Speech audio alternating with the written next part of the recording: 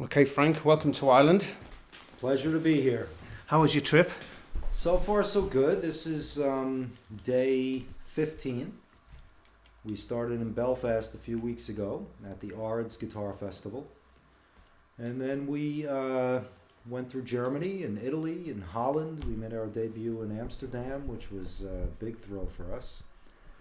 Then we were in the Tyne region of England. And then we flew up today into Dublin and drove up to this beautiful venue for the festival. Yeah, it's fantastic. We're in Cloughjordan House at the moment, in the ballroom, the old period house in Cloughjordan.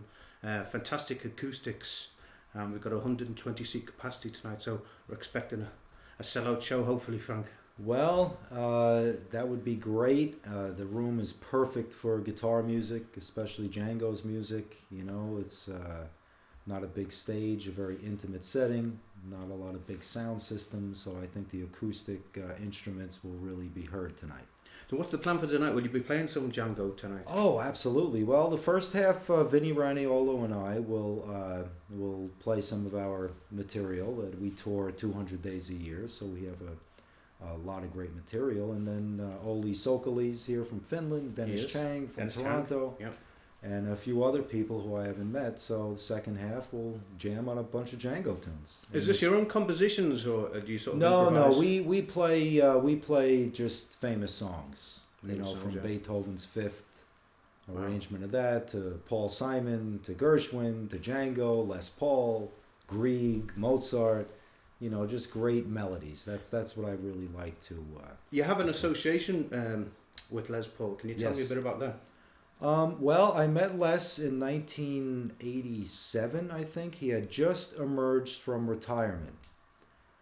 And he started playing again with a trio down in Greenwich Village in New York City every Monday night. And I went down to meet him.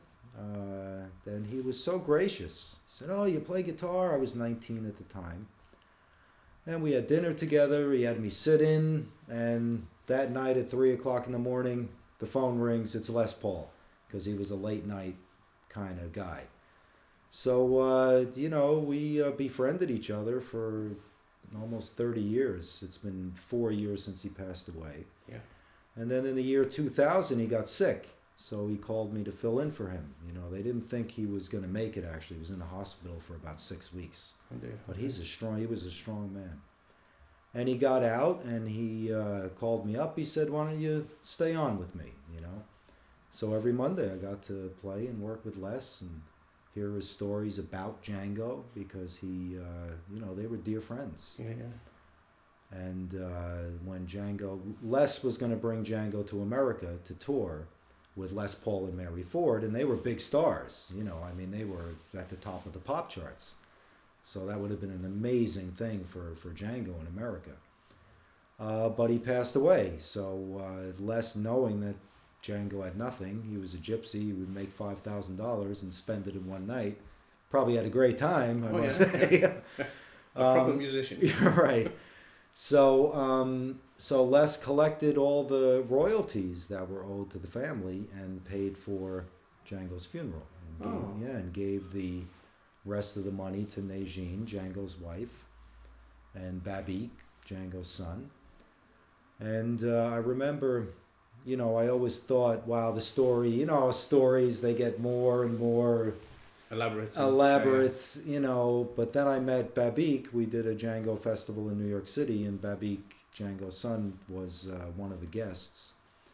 And he told me the same exact story as Les. And when they saw each other, it was like they started crying and hugging each other. I was like, wow.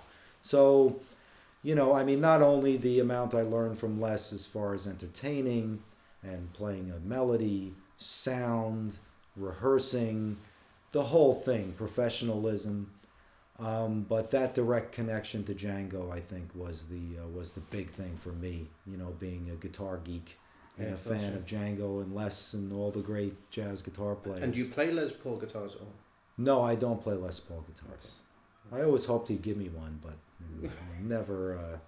never came through with that. But that's okay. Can you tell me a bit about your association with your partner that you're here with? Vinnie Raniolo, I met him about 8 years ago. Okay. He was 21 at the time.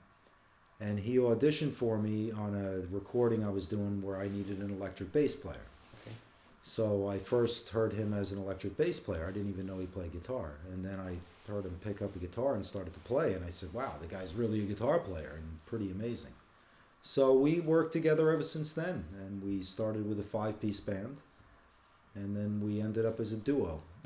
Okay. For the last 4 years. It's just a lot easier. Well, a couple of reasons. It was easier, and the better, we got as as the core of the group, the 2 guitars. The more we grew, the more we went on the road. People didn't want to go on the road so much.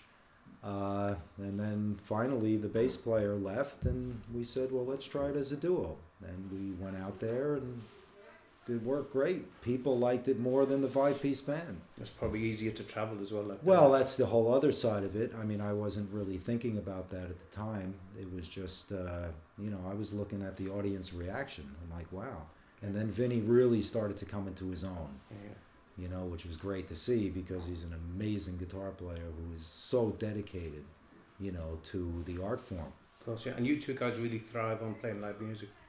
Yeah, we travel so much, I mean, not as much as Tommy Emmanuel, but I think we're second in line as far as touring, but it's great to travel around the world and play the music for the people. We have great arrangements, and we have a lot of fun. And wherever you go, you make new friends. And absolutely, of course, yeah. I mean, it's amazing, and on this trip we got to see so many friends, down in Italy and Germany, and go over their houses for dinner, and made new friends in Holland, down in Bourne.